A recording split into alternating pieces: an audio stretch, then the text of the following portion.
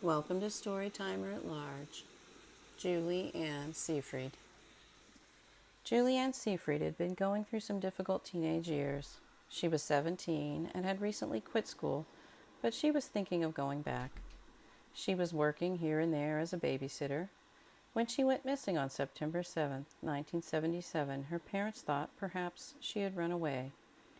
She had taken off a few times in the past, sometimes for a few days and sometimes for a couple of weeks. She'd even gotten as far as Maine once. What was she running from? Julie Ann Seyfried was born August 26, 1960. She was part of a big family. Julie had 3 older brothers. She also had a younger sister. Her parents were Margie and Edward Seyfried. They lived in Indianapolis, just off uh, just off the 465 loop. So they live just south of the 465 loop that runs around the city, and just east of Madison Street. On September 7th, 1977, Julie returned home from a babysitting job. Her father asked her to mail a letter, and so Julie set off on a short walk down to the nearest big blue United States Postal Service mailbox. Logically, to me, that mailbox probably would have been located closer to Madison Street, as it was a busier, bigger street. I'm not sure exactly which direction she was walking when she went to mail the letter. Julie never returned home that day. I can't find a record of anyone seeing her being taken or of her being spotted getting into a vehicle. Didn't find any record of anyone seeing anything suspicious at all in the newspapers. Since Julie's parents initially thought perhaps she had run away, there was no urgency about the search for Julie. There were no Amber Alert systems then.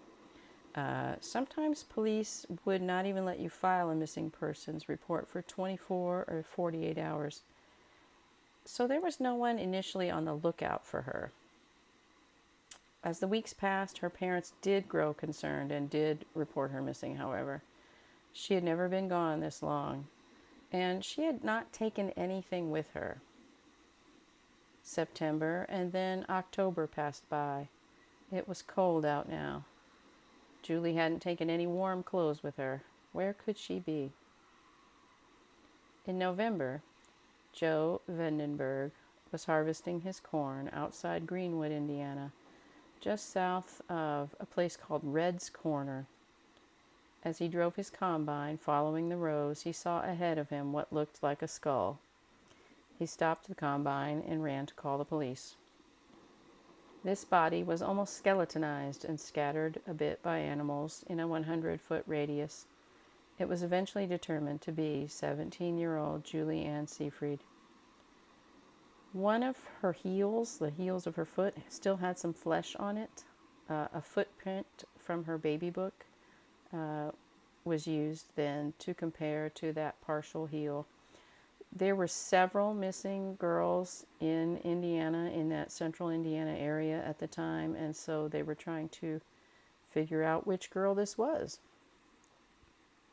And it was determined then, sadly, to be Julie Ann Seyfried. She had been shot in the head with a .22 caliber weapon. Her hands were tied behind her back.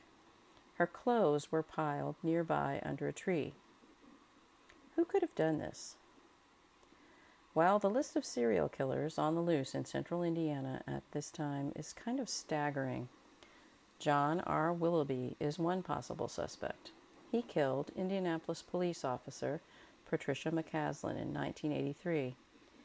He also confessed to killing Terry Joanne Darlington as well, but was never prosecuted for her murder.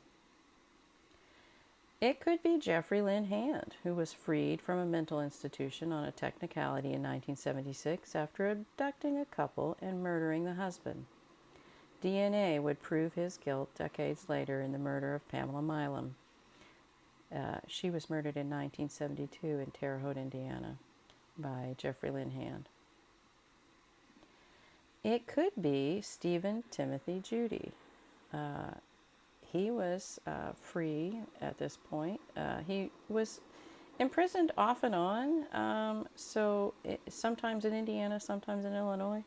So I'm not sure if he's 100% free at this point, but Stephen Timothy Judy first attempted to rape and murder a woman at 12 years of age and would eventually be convicted of the murders of Terry Lee Chastain and her 3 children.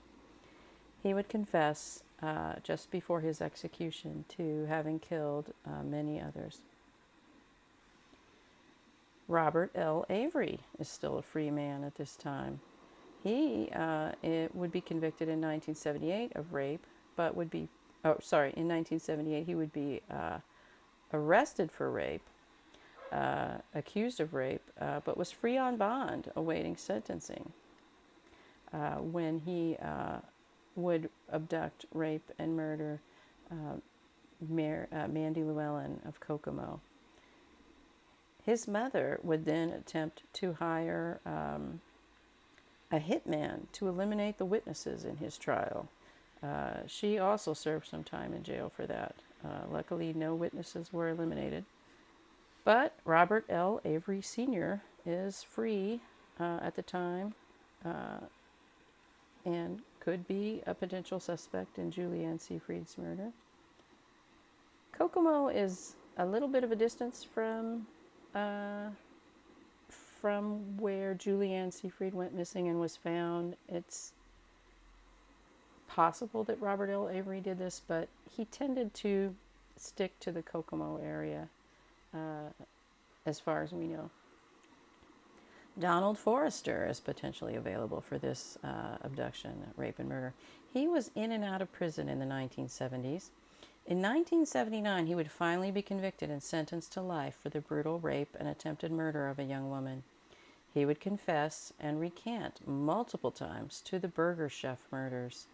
If you are a true crime follower, you've probably heard of the abduction of all 4 of the staff members who worked at the Burger Chef in Speedway in 1978 and their murder. He robbed several other fast food locations, including other Burger Chef restaurants, and he lived across the street from that Burger Chef location in Speedway at the time of the murders of those 4 young people. We do know that Julie Ann Seyfried here cannot have been murdered by David J. Roberts. He's in jail at the time. It's not Charles Lamb. He's also serving time at that point. Could it have been someone close to her? What prompted her to run away several times in the past? Was something wrong at home? We don't have any details about her home life. Julie Ann Seyfried was buried and mourned very deeply by her family. The hunt for her killer would take some wild twists and turns in the years to come. In 1987, Carolyn Sue Shreve would be accused and tried for the murder of Julie Ann Seyfried. Despite having no physical evidence at all against Carolyn Sue Shreve, the case went to trial. Prosecutors brought forth several witnesses who claimed they heard Shreve make a confession. All of these witnesses had involvement in other cases, and it seems like they were offered a deal in order to testify. They would receive leniency if they testified in this case. One witness claimed Shreve had told her that she killed Seyfried because Seyfried had kicked her in the stomach and caused her baby to be born with birth defects and die.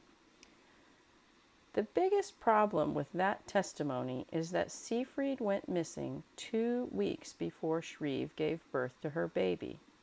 So prosecutors were essentially saying that Shreve, almost 9 months pregnant, killed Seyfried because she somehow knew in advance that her baby would die of multiple birth defects and blamed Seyfried for those defects.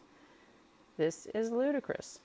Shreve would eventually be found not guilty. No one has been convicted yet for Julie Ann Seyfried's death. Let's go back to the evidence. Seyfried's body was found nude with her hands tied behind her back.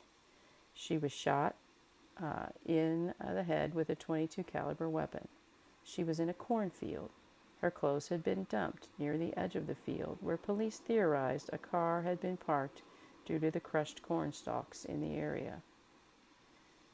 Julie Ann Seyfried was not the only body found in a cornfield in a similar state that fall. On October 18th, Ann Harmeyer's body was found by another farmer bringing in his corn as well. Her hands had been tied with her own shoelace. She had been strangled with the other shoelace.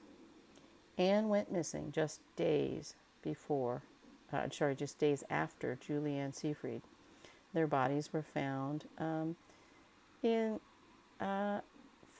fairly close proximity, a 35-minute drive apart. Terry Joanne Darlington was murdered in September of 1975. She was taken from Mooresville, Indiana. That's minutes away from where Julie Ann Seyfried was last seen. Her body was found by a farmer harvesting corn near the old Indianapolis airport. Her remains were skeletal and scattered by animals. Her jacket had one sleeve tied in a knot. Had it been used to tie her hands or to strangle her? Monica Maria Mason was also found in a field in July of 1977. She was found near Zionsville on Indianapolis's northwest side. She had been raped and strangled as well. Jeffrey Lynn Hand tied his victim's hands, and so did Stephen Timothy Judy. There's also another particular killer that I need to add to this this story. A young girl in 1979, Tara Renee Meredith, was kidnapped, raped, and strangled with her own shoelace, much like Ann Harmeyer's. The man who kidnapped her was John T. Gibson Jr., and he has served his time for that murder. He is not yet deceased. And so I'm hoping that investigators will look at John T. Gibson Jr. for the murder of Ann Harmeyer, and possibly also the murder of Julie Ann Seyfried here. Julie was shot with a .22 caliber, but that doesn't mean that it couldn't be John T. Gibson Jr. You never know. But again, Jeffrey Lynn Hand and Stephen Timothy Judy could also be suspects. Stephen Timothy Judy would eventually be taken off the streets for the Chastain family murders in 1979 in Mooresville. Jeffrey Lynn Hand would be shot to death attempting to abduct another woman from a shopping center in Kokomo in 1978 in January.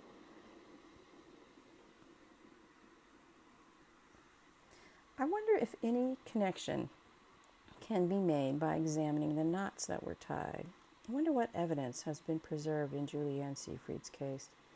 She had just turned 17 a few weeks before her murder. She had been going through some tough teenage years, but had recently talked about returning to school.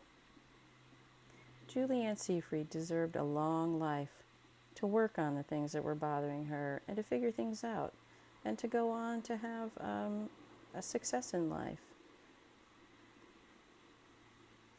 Rest in peace, Julie Ann Seyfried. If you have information about the murder of Julie Ann Seyfried, please call Crime Stoppers at 1-800-222-TIPS, TIPS. Or that's also 1-800-222-8477. I think there's always hope that crime can be solved, even many, many years later. Thank you for listening.